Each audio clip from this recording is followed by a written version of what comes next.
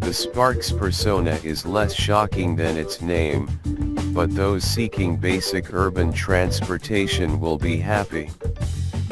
The 98 HP 4-cylinder pairs with a standard 5-speed manual or an optional CVT. Being small doesn't mean unsafe. With room for 4 on the inside, there are 10 airbags, while lane departure alert and forward collision warning are available. Onboard Wi-Fi with 4G LTE are standard, as are Apple CarPlay and Android Auto. An all-electric Spark reviewed separately is also available. With a starting price of $13,535, the Chevrolet Spark leaves no doubt about what it's intended to be: affordable transportation.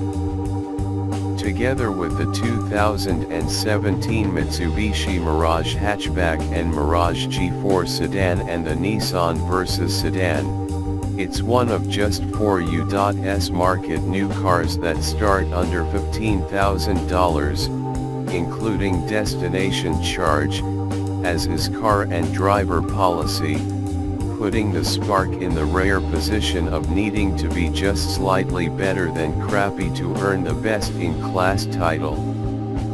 Instead of aiming for the very low bar set by its competition, Chevrolet actually overshot the market by a good margin.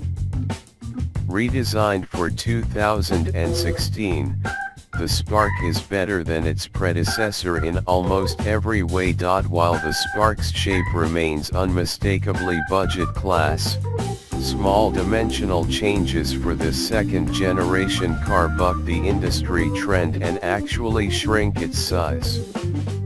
Overall length is trimmed by 1.6 inches, width is narrowed by 0.1 inch, and height is chopped by 2.6 inches, while the wheelbase grows by 0.4 inch. The shrinkage reduces interior dimensions a bit, too. The second row loses the most, with its volume decreasing by 3 cubic feet, to 35. The biggest driver of that is a loss of 2.2 inches of legroom. The front seat shrinks from 49 cubic feet to 48, a change that's barely noticeable.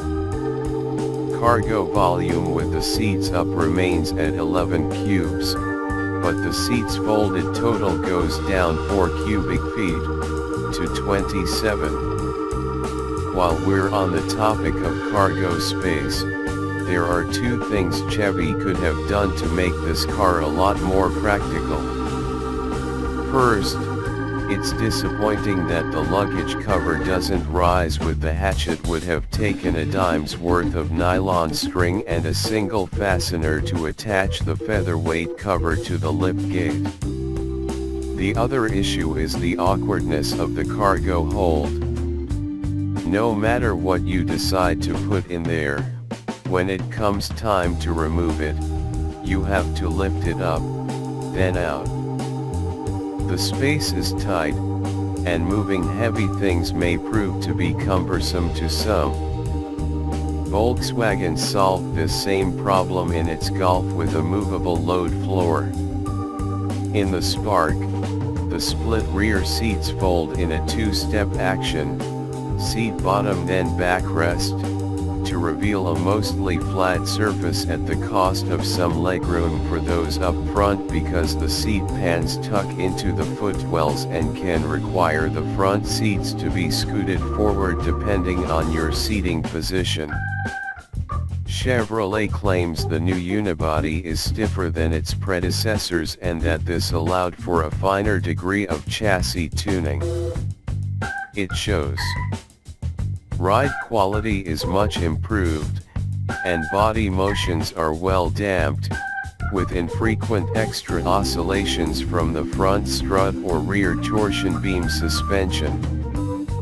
The wheelbase stretch also is noticeable, instilling a greater sense of stability and making highway travel slightly more pleasant.